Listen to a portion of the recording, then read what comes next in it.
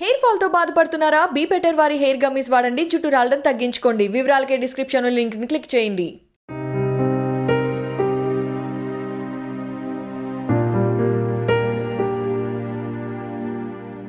వడగండ్ల వానతోటి మొక్కజొన్న, వరి ధాన్యము, మామిడితో పాటుగా హార్టికల్చర్ క్రాప్స్ కూడా ఈరోజు ఇటువంటి వాల్యుయబుల్ క్రాప్స్ కూడా లక్షల రూపాయలకు సంబంధించినటువంటి పెట్టుబడితో పెట్టే పంటలు కూడా నష్టపోయినాయి.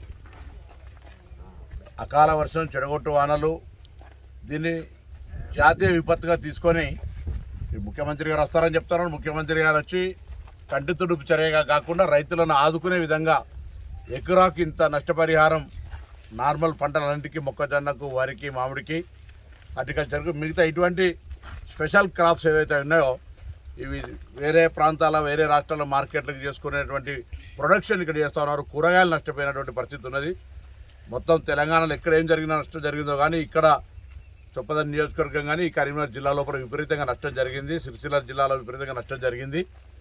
అట్లనే వికారాబాద్లో జరిగిందని చెప్తా ఉన్నారు. ఎక్కడ జరిగినా అందరూ రైతులను ఆదుకునేటువంటి విధంగా నిర్ణయం తీసుకోవాలి ప్రభుత్వాన్ని నేను కోరుతాను.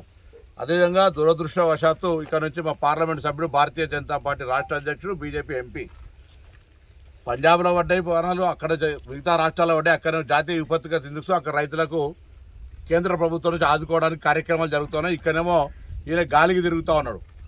ఎక్కడైతే ప్రజలతో ఎన్నుకోబడ్డాడో ఆ ప్రజలను చూసుకోవాల్సినటువంటి బాధ్యత ఆయనకు ఉంది. నేను డిమాండ్ చేస్తున్నా, బండి సంజయ్ గారు క్షేత్రస్థాయికి వచ్చి పార్లమెంట్ నియోజకవర్గం లోపల అనేక ప్రాంతాల రైతులు ఇబ్బంది పడుతూ ఉన్నారు. దీన్ని జాతీయ విపత్తు కిందకి తెచ్చి మరి రాష్ట్ర ప్రభుత్వంతో పాటుగా కేంద్ర ప్రభుత్వం తరఫున కూడా దీని మీద మరి విచారణ చేసి దీనికి సంబంధించిన నివేదికలు ఇచ్చి రైతులను ఆదుకునే దానికి మీరేం చేస్తారో చెప్పాలి. హెయిర్ ఫాల్ తో బాధపడుతున్నారా? బీ బెటర్ వారి హెయిర్ గమ్మీస్ వాడండి, జుట్టు రాలడం తగ్గించుకోండి. వివరాలకే డిస్క్రిప్షన్ లింక్ ని క్లిక్ చేయండి.